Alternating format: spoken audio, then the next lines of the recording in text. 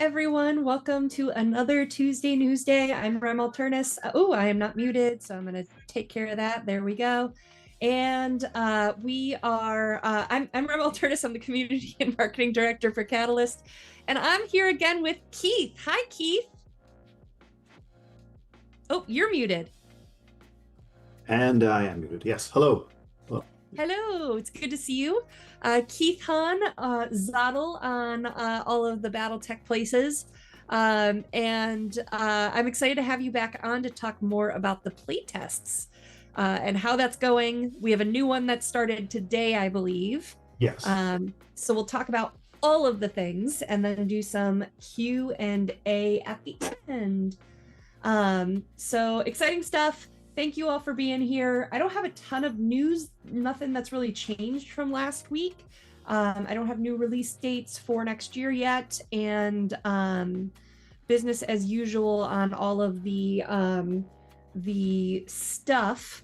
I will say that the Shadowrun sale on the website for 40% off 40% off of the Shadowrun catalog is still happening on the Catalyst store, so you can head there if you haven't taken advantage of that already.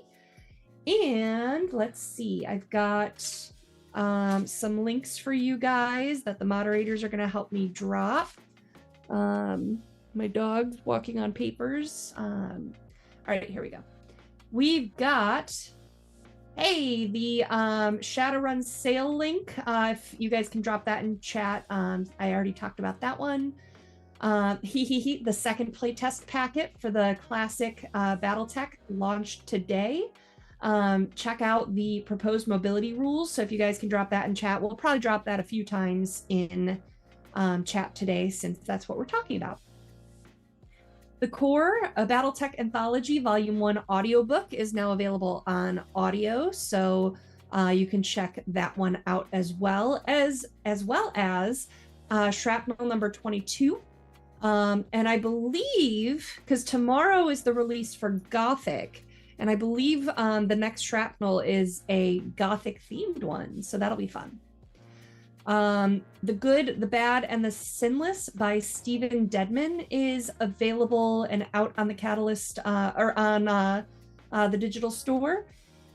And this is the last day as well for the Drive-Thru RPGs Shadowrun sale, which goes up to 40%. And that has older edition stuff as well, so you guys can check that out. And then any other questions that you guys have, we'll get to during the Q&A section. But I want to talk to you, Keith. Hi, Keith. Hi. For those just joining us that didn't join us the last time you and Aaron were on, Aaron's got bus duty, so he couldn't join us today. But can you explain just high level what are the playtests all about that we're talking about today? All right. So I myself started probably around 2018 or so, compiling the ideas. Like, there's eventually going to be a new core rulebook. They always do this once in a while, and they always make some changes at that time. So I started piling them up, and sure enough, we get the go of we want to move to a new core rulebook. So we started testing them. We winnowed things down to a few dozen, and some of them are pretty straightforward. Like I said, I mentioned in the playtest packet, there's a rule where you get a point of heat if you try to stand up.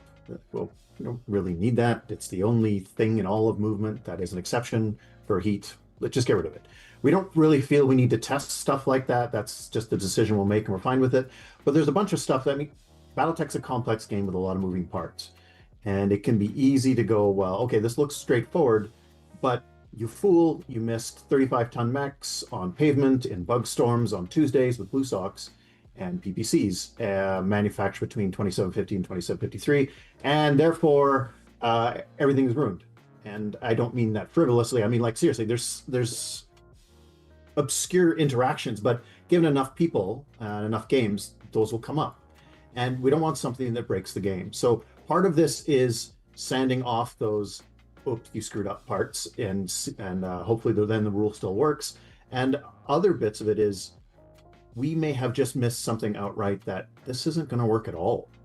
It may look good on paper. It may even play out well with a limited number of playtests, but It's always dangerous to be like, oh, my five friends and I, we didn't find anything with three games. It must be good, right? So we want to open this up to everybody. We want to get dozens, hundreds of games, hundreds of players all sounding in, and that way we have much less chance of the dreaded day one errata when it releases and goes, strike that page because we've immediately found out that it's terrible and doesn't work.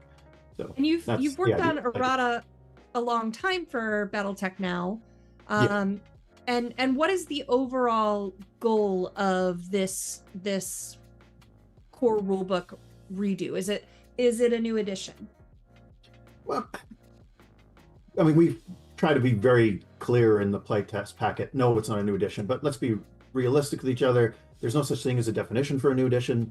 It's just BattleTech has always been very careful with that word because we want to emphasize continuity. We've like a lot of editions, a lot of games will emphasize we do change. We change all the time, and here's what's new. And BattleTech has made a lot of changes over the year. If you compare that little tiny, what is it, 36 or 48 page second edition box set book from 1984, 85, I believe.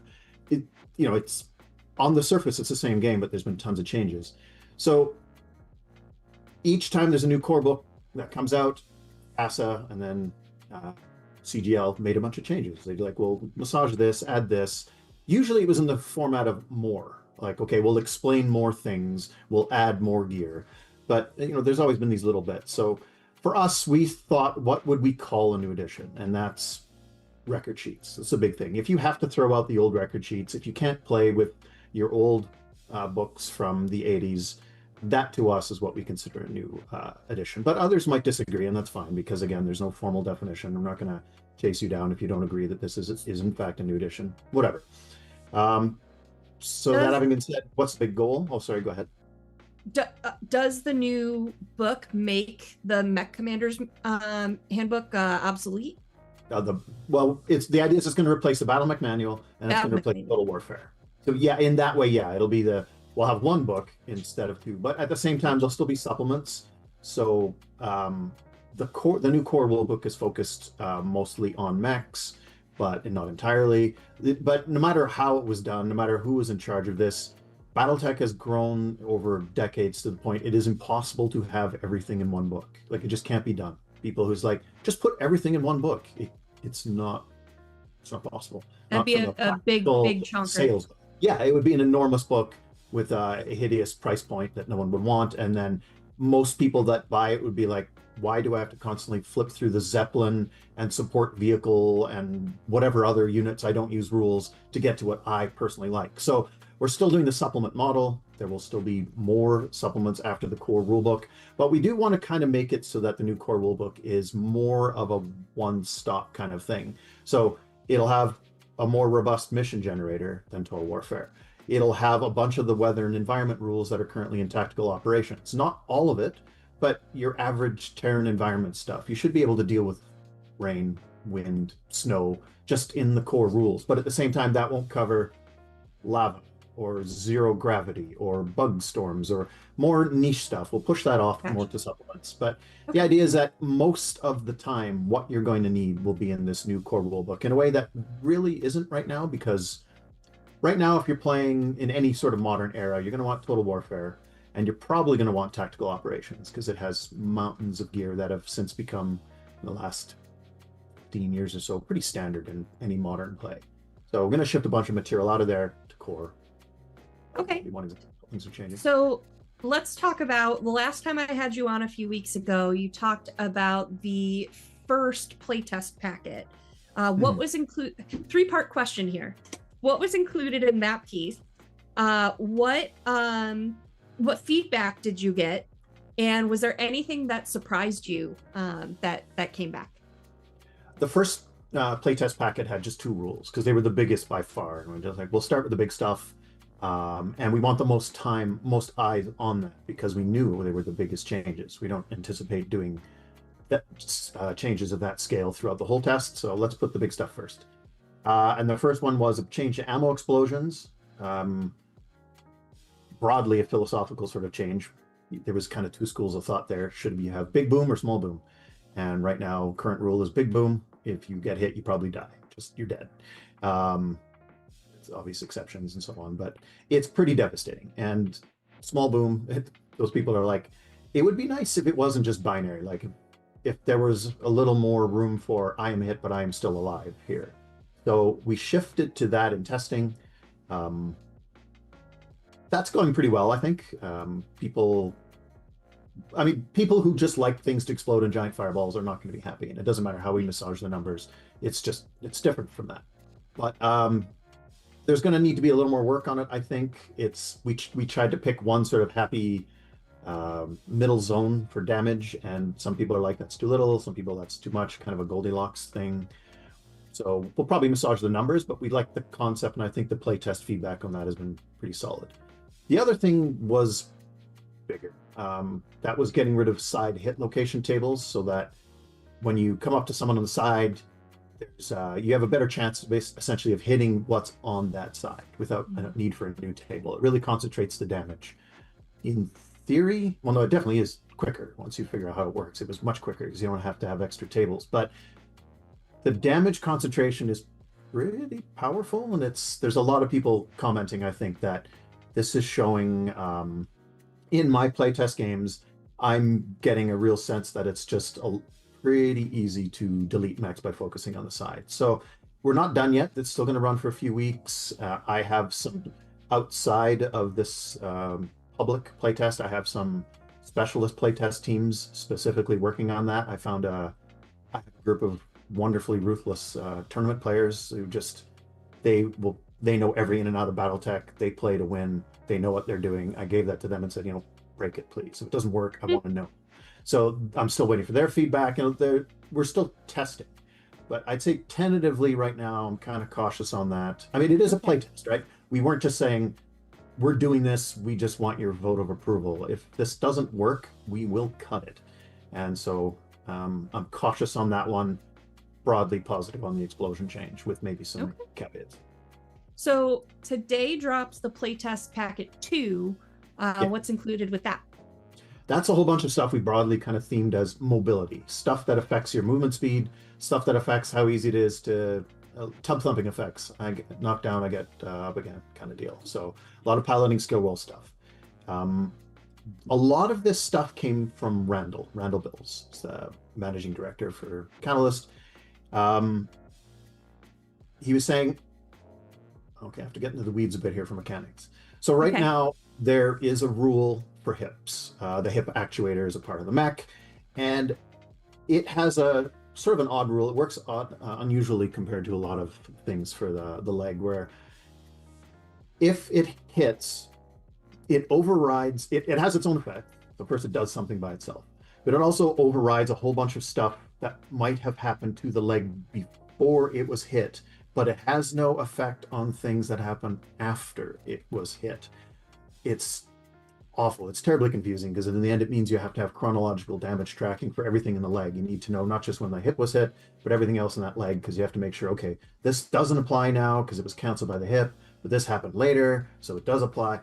And I mean, I asked why this was there. I would just want to cut it. It seems needlessly complex. And he said, well, it was something introduced to what they called a hip crutching effect. And when the idea was to minimize the effects of leg hits in general, or no, sorry, not minimize, but not make them too catastrophic. Because right now there's a lot of little moving parts in the legs. They can all take separate damage, and the modifiers rapidly pile up to the point that you're just on the ground doing nothing. So that rule, where you cancel out some things when the hip is hit, was an attempt to make it so that legs weren't catastrophic. But looking back, he's saying it's a bit, doesn't quite work as well as it should be. It's still pretty easy to get knocked down and be technically in the game, but realistically, you're just lying there looking at your phone and going, let me know when it's my turn so I can say I do nothing. Which is a valid option under the current rules. You get to, you can make the choice to do nothing, even though you don't have the choice to do anything but nothing. And then that uses up some parts of initiative and makes somebody else have to go. It's all very counterintuitive, and it doesn't really tackle what it was intended to tackle. So Randall suggests, so can we do something that's a little more, that works a little better? So a lot of this stuff is designed to cut piloting skill roll penalties to the point that they're still dangerous. Like it's still terrible to take these various hits, but you can at least get back up again and get back in the game, even if you're moving at a miserable amount of speed, even if a stiff breeze knocks you back down again, at least you have gameplay. You're still running around here, even at a pathetic, slow, uh, hobbling around speed. And if someone shoots you, you're almost certainly going to get blasted back down to the ground, but you are in the game still. That's the broad idea there. And then there's some other things like this is all sort of a group effort, so a bunch of the ideas are mine. Some are Randall's, some are Brenville's, son, things like that. The water was mine. I just remember, as long as I can, reading battletech novels, they're like, okay, we're gonna do this really cool ass ambush from the water. We're gonna sneak in the water and we're gonna get those guys, or we're gonna walk across the bottom of a lake to get our destination, and then no one will see us coming. But in the rules, it doesn't work. In the rules, what happens is you get about 30 meters, 60, 90 meters, then you fall down, then you're breaching the armor, and then your mech floods, and then you die. The game and the fiction doesn't match at all. Oh, no. Yeah, you just like, everyone flops and dies. It would be an entire battalion of mechs wades into the lake, and then, after like 5 minutes, there's just some bubbles come up, and then there goes the end. Yeah, they had a great novel, right? I'm like, well, let's write it. I want to see it happen. Right now, we have a lot of water that is on maps, though. Like, it's not just a theoretical thing. We have the original map has water on it, the BattleTech map. There's tons of maps with water hexes, and a lot of time people like to avoid it because it's so lethal or slows you down so badly. So we're making that a little more user friendly, so you can go into it. There's still a cost. It's the same idea of the leg changes. It's not that we want to get rid of how bad it is, but maybe it doesn't necessarily need to be that bad. And I mean, the playtesting will tell. Cool. Anything else in playtest packet 2? No, it's all grouped around the idea of movement and piloting skill rolls. There's more to come. There'll be stuff for gear, there'll be stuff for missions, other things, but those are going to be in later packets. We tried to put it roughly together with the sense that this is all stuff that's likely to come up together that are all addressing maybe the same kind of broad end. I'd say more in this packet than other ones. For instance, the gear changes are going to be just a whole bunch of unrelated things that they're just, the only commonality is its equipment. But here there was a broader sense of, can we get a little more mobility? Can we get a little more movement, a little more gameplay out of what's currently happening? So the first playtest packet goes until when for feedback? I think there's 2 more weeks running on it. Okay. If you give me just 1 sec here, I could. So you guys can still get in on that feedback round if you want to. Yeah, October 13th, that first one closes. Okay. So there's some overlap. We don't expect too much in the way of synergy with the two. I mean, if you are doing a playtest and you go, hey, we were using both sets of rules, and like something I noticed is that something in Proposal 2 interacts with Proposal 15. I don't think this was noticed. Please mention it in your playtest. Let us know so we do see that. But for now, we think they'll be reasonably independent. You can use them together or not as you desire. Cool. Okay. And then this one, how long does the playtest go? So this one runs until the 10th, November 10th. November 10th. Okay. So a couple weeks of overlap, but you can test both things. What's coming for number 3? 3 is all gear, and that's going to start again a little earlier. There'll be some overlap always on both. That is just going through mountains of equipment and deciding what maybe we can cut a bunch of game rules and make things more usable. There's a lot of stuff. A lot of that stuff was made by Randall, and a lot of it was, I really empathize with him. He was like, I'm making a ton of gear at once. The opportunity to playtest this stuff is pretty limited for tactical operations. It's, we've got hundreds of new things. So he erred on the side of caution. He and the design team in general were like, we don't want to break things. Let's add a bunch of maybe some extra rules and things that make these things a bit weaker, so that we don't accidentally release the Doom weapon on BattleTech and then everyone winds up using these things. We have to patch it. But with 15 more, more than 15 years of testing, we've started to realize, okay, some of this stuff no one just uses at all because it's too weak, or some of it is kind of borderline, but we don't really need that. So we're looking at a bunch of stuff in the future to say, how can we make things better? Mostly tactical operations stuff that's in core can't really be messed with because, again, backwards compatibility. The original weapons are just essentially collections of stats. and all those stats go in record sheets. You can't mess with record sheets, so therefore you can't really mess with original weapons.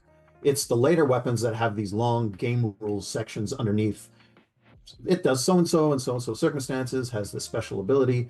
Those are ones that can be played around with. Okay. And there's a 4th playtest as well, right? There'll be 5 total. The 5th Okay. one's kind of weird in that we hope to have it running over everything. We're just a little backed up in terms of getting them out. But there'll be a 4th one that is an attempt to get a pretty solid pickup game generator going for people. Right now, Total Warfare has like 3 missions in it, and they're all pretty straightforward. They're not. There's just a lot more room for doing something interesting with that setup, and you've seen a lot of interesting fan rules along those lines. And on the other hand, Catalyst has really leaned into, we can do something much more complex. We can make these elaborate historical simulators, long campaign systems. What we want is something in the core rulebook that pretty much strangers can just meet, each flip to the same section of the rulebook and go, okay, let's just have a game. We don't care what faction you are. We don't care what time period this is. I brought some stuff. You brought some stuff. Let's just play a game of battletech. Just like battletech started, it had lore in the core rulebook, but ultimately it was just a let's you and me fight game. And so we're going to try to capture that with the idea that Catalyst already has a lot of campaign stuff, scenario narrative stuff, and there's going to be more of that coming down the road. Core is just going to be let's you and me fight. So that's package 4. And then 5 is as a full quick play aerospace rule set. When we call it 5, but realistically it could be out tomorrow or next week or whatever. We're trying to get out as fast as possible. We just sort of tacked it on at the end when we realized we had done the first 4. Like, we should do this too. This needs a lot of testing. So we want to get that out as soon as we can, and it will run alongside all the other ones as long as we can get feedback for it. Now, I know Aaron commented when he was on with you last time, and I know you can repeat this till we're blue in the face here, but what do you say to the feedback that because this is so formalized, because there's a big play test around it and stuff like that, that the game is changing too much? One of the things I set myself when I started this was don't argue with the fans. I mean, it's an arbitrary, like, what's the point? I mean, it's everybody's game. They get to do what they want with it.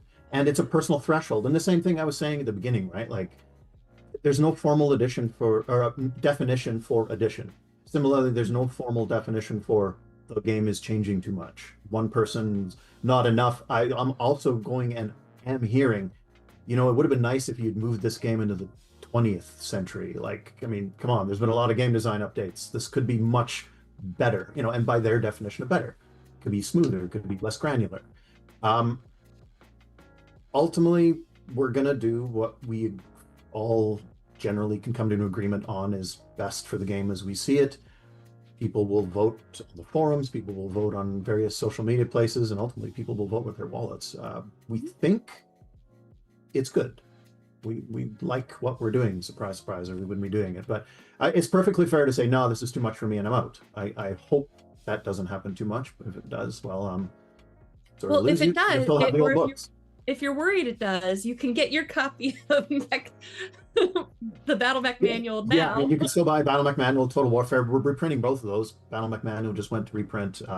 Total Warfare is sitting with its last enormous 300 change log for the last printing on my hard drive whenever it's ready. So yeah, I mean, battletech will still be around in whatever form you personally like it. There's still lots of people who I only play with the battletech compendium from 1994. Like, that's it. That's good for me. That's what I like. Any of that later stuff, I don't care about. People stuck to different eras. I'm not interested in telling any of them they're wrong. And I appreciate your answer on that. I know that one of the things that that Aaron mentioned before too is that, and this firsthand working on errata for so long, is that the game has changed for years. Like, the errata has been written, it's been included in the reprints. It's been an ongoing adjustment. Yeah, it's a living rules engine. Yeah. Sure. But it depends what you play, right? I mean, if you don't play infantry, you're not going to notice that on the 8th printing of Total Warfare, we completely redid how infantry are being transported.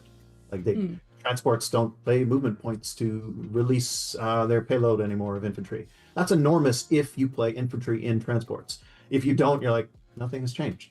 I rewrote skidding top to bottom, an enormously pain, like 7 pages of rules in a recent printing because they didn't actually work in a lot of ways. But it wasn't until someone recently went through them with a fine-tooth comb and said, these are broken in like 8 different ways because almost no one uses those.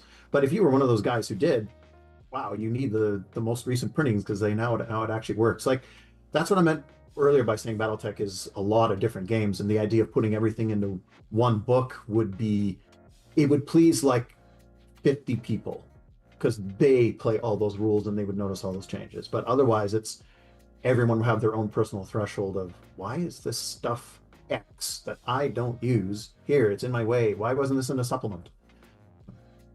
Okay. Yeah, battletech isn't one thing. It's primarily a mech game.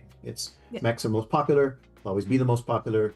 They're the reason the Battle Mech Manual came out, and then there was an increasing focus on mechs. It's how the game started. But it's not the only thing by far, and we're going to be looking at everything going forward to make sure that everything gets a bit of a sanding. Anything else you want to share about stuff you're working on, the play tests, what's coming down the line, things you're working on, that kind of stuff? I'm not working on anything but this. I do this like 10, 12 hours a day of just like reading Battletech stuff or writing Battletech stuff for this book that's coming out. I just finished a complete rework of environmental and urban combat rules that there won't be in a playtest package, but I think anyone who's played Battletech for a long time, has had the original City Tech box set or whatever, knows that there's problems with the urban combat rule set. It's very fiddly. I mean, the tracking of damages on every individual building, and then tracking how much damage is done to a mech inside a building based on the damage that is done to that building already, plus the type of build. Like it can be a nightmare. And so, I mean, when I've played in official events at times of, I know I probably said this before, but I say, well, okay, are we using the building rules? And then the demo agent just laughs at you because, like, who's got time for that? We'll be here all week. No. So there'll be new simplified urban combat rules with the hope that people will we can have that in core and people will play it regularly rather than just, I only play this if I play Mega Mech because I can rely on the computer to handle all the simulations for me.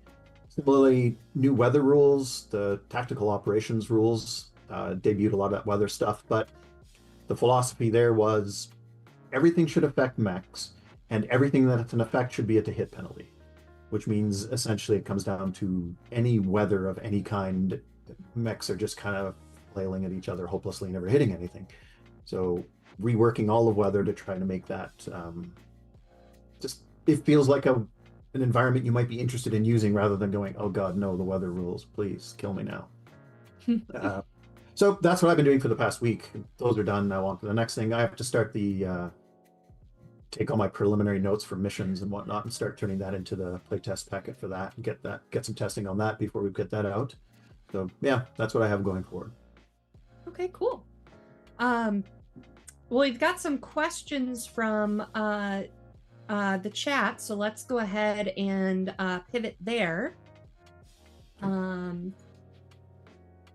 I do also want to say that, like, as I brought up, like, any of the criticisms too, for every 10 comments we've gotten, like 9 are really excited about this and positive about the changes. So I definitely want to hear the negative voices as well. I mean, I have no interest in putting out a bunch of rules into a new book that are broken. So actually, that's you had mentioned that there was the last time we met, and it's in the playtest packet. But where is the place to report if people are have feedback? Yeah, well, we set up a specialized playtest forum for this. I mean, I can't give what is it, like battletech.com/,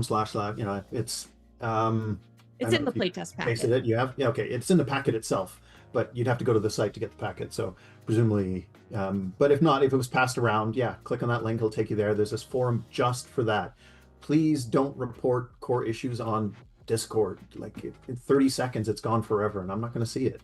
Like, go to the forum, write up, or submit a playtest report, go to the forum and write things up. That's how I'll guaranteed see it. If you mentions like, oh, I found this critical issue, and then you've posted it on Reddit or something, I'm not going to see it. It's just going to be gone. We need something that has some a social media environment that is actually set up to last more than a minute or a day or whatever, right? So go there, put it up. I'll read it. I'll probably reply. I mean, if it's just straight, this was my experience, I probably won't reply because you don't need me to tell you how it went. But if you have questions, I'll ask them. There'll probably be an update to this playtest packet very quickly, first day, first two, something like that, depending on the layout guy and the Joshua Perrin on website. They all are busy, but I'm gonna very quickly go through the initial flood of questions and edit the packet, and then we'll try to get a fresh one up very quickly to address the most obvious, pressing, how does this work? I don't get it, sort of questions. Cool. Okay. Jumping over here to the mod doc for questions. This is from MRC Jesty. Is front-loaded initiative being considered as it impacts some of the changes in the mobility packet, like a mobile units no longer being counted for initiative during the movement phase? Yeah, we're looking at front-loaded initiative going forward, but it's not in the playtest packet, but that's definitely one of the things we're very strongly considering because the current battletech initiative rules are very clumsy, especially with the constant ratio tracking. You have to constantly go, okay, how many things are left now? Let's check around, see what's there. Something like front loaded is much easier to manage than that. But if you're using an alternate initiative form with your playtest, just please mention in the playtest packet any sort of effect you feel that initiative had on the rules itself. That's one of those synergies I mentioned earlier we might have missed. So you go, hey, it's not in the playtest packet, but here's what we did.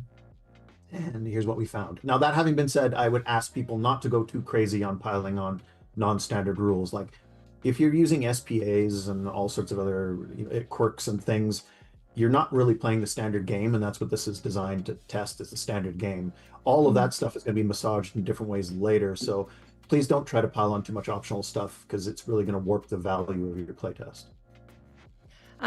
From Matt, speaking of, here's a thought experiment for you. A legless mech, which has jump jets in the torso, should still be able to playtest form. Sorry, carry on. But I mean, this isn't the sort of thing that would be very easy for me to handle on chat. But yeah, go ahead. Should still be able to attempt a DFA, and in fact, should still be allowed to jump 1 MP for every remaining torso jump jet. Well, I mean, for something like that, try to get something along those lines where, like, immobility. Right now, for instance, vehicles. You can be theoretically immobile, but it's also possible to have jump jets on your vehicle, and then even though you can't move, you can move. It sort of gets a bit fuzzy. So with something like that, yeah, I agree. A mech should. I mean, I think the rules do cover that right now. The packet saying you can still jump even if you're totally immobilized. Otherwise, you just kind of hop around, but you don't really do much beyond hopping. So I think I thought someone made the comment already about the Monty Python meme, like the "I can still bite you." yeah, you still can do things. I mean, you might just be, you're probably going to fall down a lot doing it, but we don't mind the falls. I mean, the damage is fun. The being able to do something, get up, go around, even if you're constantly falling, you're at least still taking actions a little more. It's not about getting rid of points of failure, just to making it so that as you're slowly being degraded, you still have options along the way. Do you know, I'm not sure if you know this one, David Kim asks, is BV 3.0 really coming out? I call it 2.5, and for that very deliberately, because it's a patch on the existing rules rather than like previously when we've done new battle values, new combat value, whatever, it has been burn everything to the ground, start over. No, really, this time we're going to get it right. Spoiler, we don't.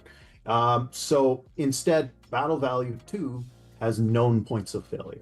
People, you just talk amongst yourselves right now. You go, oh yeah, it's high speed plus jump jets too expensive, pulse weapons too cheap, so on. Everyone knows what they are. So let's just patch those things and slap them on top of the existing, very well understood, otherwise battle value meta, and use that so that way we can go, oh, I see the following 100 or 200 or 300 units changed up and down as I expected they would, rather than, oh my God, I have 7,000 contextless new battle value figures. Nothing means anything to me. We need to learn a whole new environment and find all the new ways to break this new rule set. So I don't see it as a nitpicking thing. I call it 2.5 to emphasize there'll be continuity with the old set. It's largely done in the sense of being, the work on it is done, but of course it needs playtesting, right? You gotta, just throw that out there. So, and that's down the road. That won't even be in this range because battle value, as usual, is not in the core rulebook, other than there'll be more mention of it in the core rulebook. I noticed Total Warfare seems very strangely shy about using its own official balancing system. We would like to emphasize, yes, this is our official balancing system. Please use it. So it'll be more in there, but in the end, how to calculate it and all that kind of stuff still belongs in whatever tech manual successor is going to be. That'll be in there. So, long story short, yes, there'll be something eventually. No dates, no hard details yet, no playtest scheduled yet. Okay. Andrew Dickinson asks, so to make the books more manageable, will the decision be made to drop the stories? I think broadly, yes. Ray and I were talking about stuff like sidebars. Something I really loved about the design and layout of the second edition Battletech rulebook was that it had flavor sidebars right on the side. They never got in the way of the rules, but just over here, you're looking at the rules for Death from Aboves, and then there's like a Thoughts of Merrick, and then there's a little sidebar that tells you what that is. And then moving, like, it's all, segregated nicely to the side, never can be confused with rules, doesn't get in the way, but it gives you those bits of flavor. I think that's a better way of doing things than the full, here's a giant chapter of story in it that once you've read once, you're otherwise kind of annoyed with, for navigation purposes. I would think there might be a single story at the front. And again, we haven't made this decision yet. Something, if we can find a good story that encapsulates to me Battletech, and that's easier said than done. I mean, if I offhand, I remember, I think it was David McCullough had a really good story in Interstellar Operations. That was the debut of the battle mech. I think that was an excellent story. It really would capture, if this is a mech focused core rulebook, then that would be a good type of story. Like what you do is just let them wade into a lake and drown. It's just the exciting adventures of drowning the 101st Drowning Battalion. Yeah, that'd be great. Some supplements really suggest themselves really easily to fiction. Like, okay, this is the spy book. Let's have a story about spies. But the core rulebook, that is everything Battletech or the essence of the game, will be harder to get a piece of fiction for. But I would think at most you'll see one full story in there and not really anymore. Okay. Andrew Dickinson also asks, what's the chance of a random mission generator online using the tables already available? No idea, because that comes down to web resources and things like that. I really couldn't say if someone would. I mean, it doesn't sound like a bad idea, but yeah, I don't know. Web issues for us are a little tricky right now because of our hosting situation and whatnot. Yeah. Remains to be seen. Modhale asks, will there be clear distinction between the various versions of the books? Hearing there are differences between prints suddenly has me worried about unwitting mismatches between players. Oh, like when errata gets republished and stuff. Well, we want to go back to a faster series of iterations of core rulebooks. Like right now, again, Total Warfare is it going on? When did it come out? 2000? Yeah, it'll be 20 years old next year. We don't want to wait 20 years for the next rulebook. So we would like to be, one of the reasons that Total Warfare has seen major rules changes inside it is because we've never replaced Total Warfare. So it was either do that or do nothing and just say, yeah, it's a problem, we're not fixing it, check back in a decade when we do the new rulebook. So we'd like to do something a little faster and not have this one last 10 years, 20 years. Along those lines, it would be easier to keep up if you have a new core rulebook, because then it's very clear the big changes were in the core rulebook, and we can stick to small fixes as errata really should be within different printings. But in the end, errata will exist. It's just going to happen, but we will track it. It will come out. Every printing will be labeled just like it is right now. If you go and download an official errata document, every printing changes is labeled within the document. So you can see specifically what changed in the third printing. So we go, okay, I have the fourth. I can ignore all the 1 to 3 marks and just see what changed in mine and up. But we'll still be doing that kind of stuff. But we'd hope to push big changes more now into the future. Okay. A couple off-topic questions. Turbo Turtle asks, what about the status of the Leviathans Kickstarter? I think Wednesday, we have our meetings Wednesday. So the update Wednesday was 56% is complete for Wave 1 domestic. So if you haven't heard, you should be soon. What is the current, this is from Please Rob Bob. What is the current status of, North American Leviathans fulfillment? How much do we have left before? So as I just mentioned, and you do mention first wave. I did check with the team yesterday, and it looks like the second wave is like super small, like 19 people haven't finished their survey or something, which at this point, like if you haven't finished your survey in all this time, I don't know if you're going to. So we're doing Ascend and Remind again, but like it's probably just going to be largely the one wave, and then anything that's a little one-off is going to just be handled as they come in. But if we have more information on that, that'll be in a backer update. Jennifer Bixby, hi. What is the status on canon characters from the clan Kickstarter? I still don't have one. I know that as we've communicated before, and for those who don't know, the reporting is a giant mess because the pledge manager was CrowdOx, which was bought by BackerKit. BackerKit can't pull the raw data for us anymore, or they have the ability to, but the report times out and they can't get it. So we keep hammering on that to try to get them to find another way to get it. But until we have that, we have the Kickstarter data, the raw data from the Kickstarter, but if anyone changed their add-on or backed on the pledge manager or upgraded their pledge in the BackerKit manager, the pledge manager, the CrowdOx, that info is currently lost. So that's where we're trying to hound down. Prussian Havoc asks, any word on when the first novel of William Keith's Leviathan's Kickstarter trilogy will be made available? I did ask John last week, and I think he responded to me, so let me pull that up.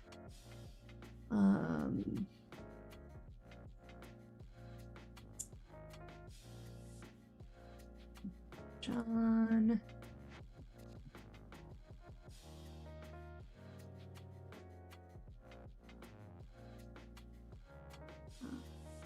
It's not in our one-on-one chat, so let me check the other one real quick and see if I can pull it up. If not, I'm gonna have to look for which chat that happened in. It looks like November for the first Levs novel from Bill Keith. So that's the update I have currently.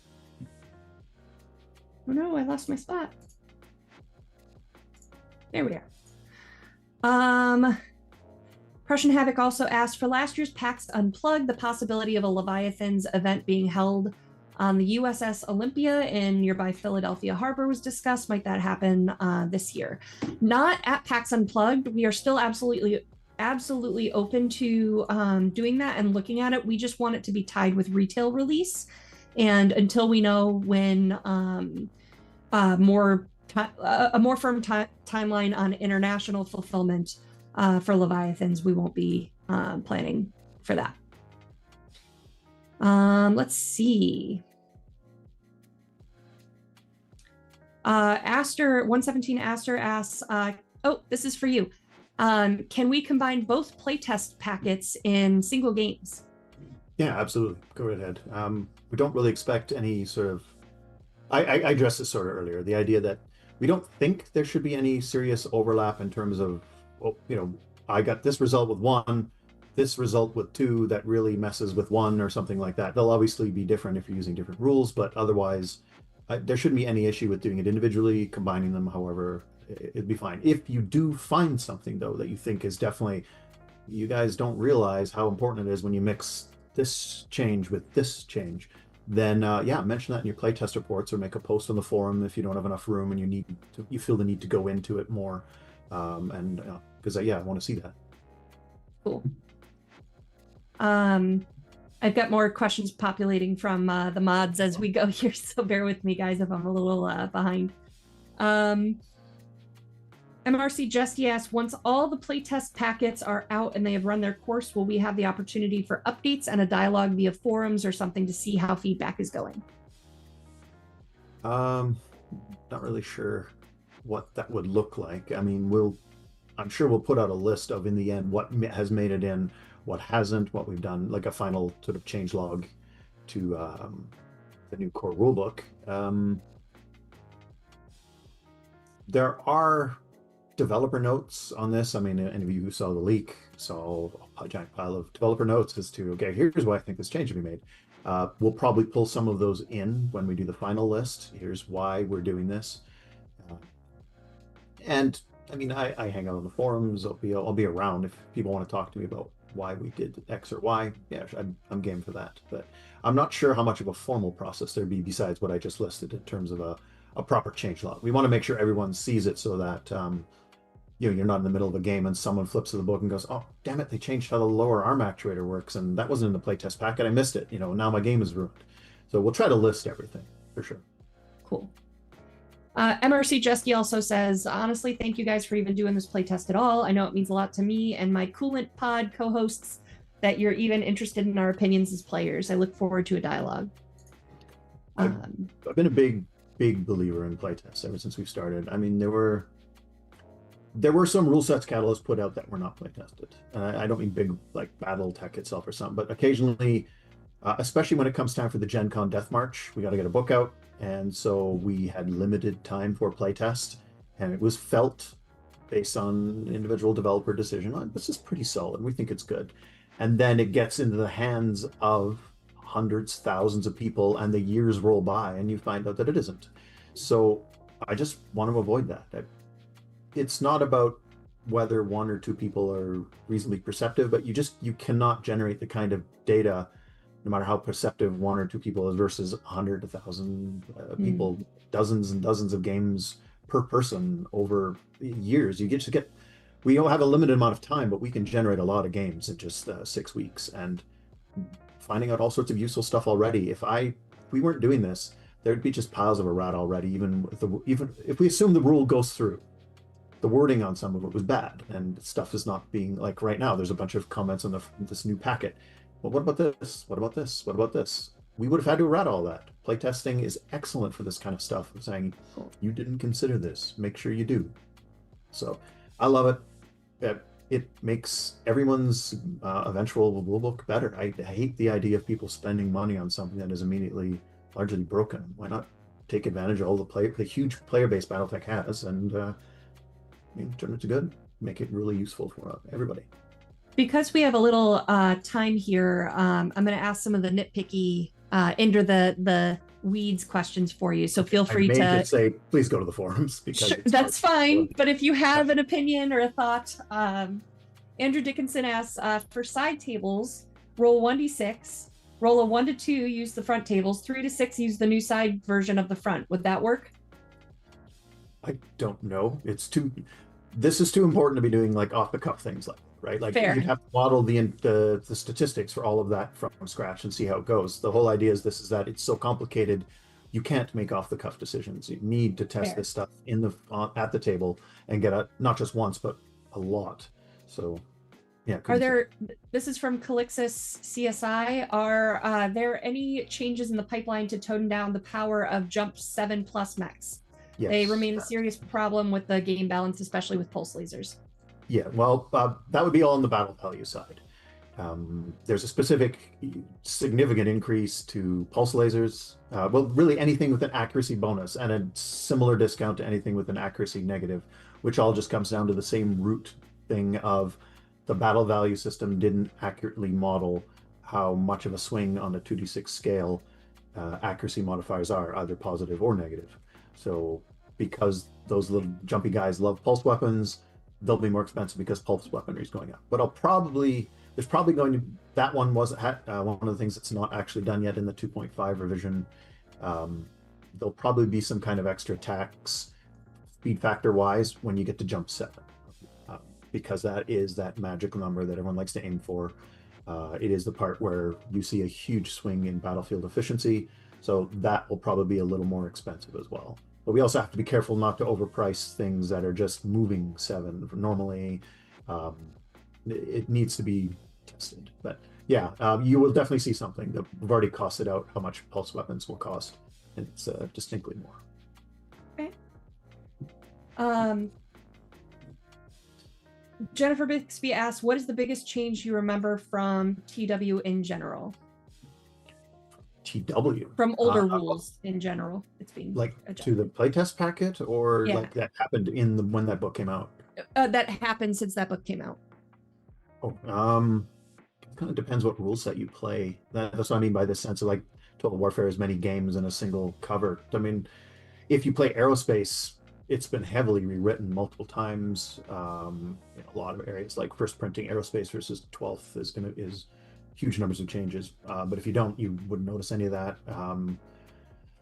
Infantry, there's been a lot. V2Ls, well, I think I made a list in the forums at one point where people are asking a similar question in the sense of like, what really has changed between printings? Like, I think the first printing didn't even really tell you how improved jump jets work. So if you had the first printing, it just literally didn't really work properly, or they gave you a completely false idea of how they worked because there was a rules paragraph missing. That was a big one because a lot of people have improved jump jets now. It would be hard to say offhand, but because it depends again what you're playing. I saw a question about backer update for Mercenaries Wave 4. It went out last week. I'm like double doubting myself now that it actually published, but I'm going to check it right now to make sure that it posted. Yep, it posted. So you can check that out. It's yesterday was the date that they were supposed to be starting, and we'll hear an update about if as long as that happened and what progress is tomorrow at the meeting. Yeah, 133 went out on the 24th. Oops. Yeah. Couple last minute questions here at the bottom of the chat. Calixis asked, based off your previous answers, is it fair to assume that equipment that gives situational modifiers like stealth armor are receiving a discount in BV 2.5? I'm not following the train of logic there. Those still are effective. They're still powerful. If you mean just in general that any modifier should be worth more. Okay, no, I see what you're saying now. I would have to double check the formula in general, specifically for applying modifiers to units. I think that's not too bad. I don't recall that there was any changes made there. Like, I think those were reasonably well costed, but I will have to double check them. We're going over all the modifiers as part of that. And if not, then that would be part of what playtest would show, that like, okay, look, you've fixed this aspect of modifiers to hit, but the inverse modifiers to be hit is maybe not costed accurately, in which case we play with that. Right now, though, there wasn't anything, but it hasn't hit full playtest yet. It hasn't gone out to a wider group of agents to pour over and beat the hell out of. So it's still early yet. Okay. Roly Poly JDR asks, are there plans to translate the battletech rules into other languages? Well, that would be definitely a management question. I would think so, but yeah, in the end, that's definitely not my department. Okay, fair enough. Aaron's in chat, or was earlier, so maybe if he is listening, he can answer that. That's the last question that I have. Let me triple check here. Yep, the last one that came through from the mods as well. So we'll go ahead and wrap up a moment or two early here. Thank you, Keith, so much. Keep us posted. We'll have you back on for the next one. Yeah, no problem. Happy to. Awesome. And again, the forums, if you want to engage with the devs directly, and the playtest packet for all the info you need to try out these new rules and give that feedback. And then stay tuned for the playtest packet 3 that's coming. Oh, what do we got here? Playtest packet 3 is out on the 27th of October. Awesome. So we'll see you back around that time. Don't forget that Battletech Gothic releases tomorrow, so check that out. Shadowrun sale on the store, and I think next week, actually, it's unconfirmed. I reached out to him to see if he was available, but I'm trying to get Herb Bees on to talk about Gothic, so that'll be fun. And every time I hear his name, I haven't met Herb yet, but every time I hear his name, I hear Herbies in my head. I'm sure he does.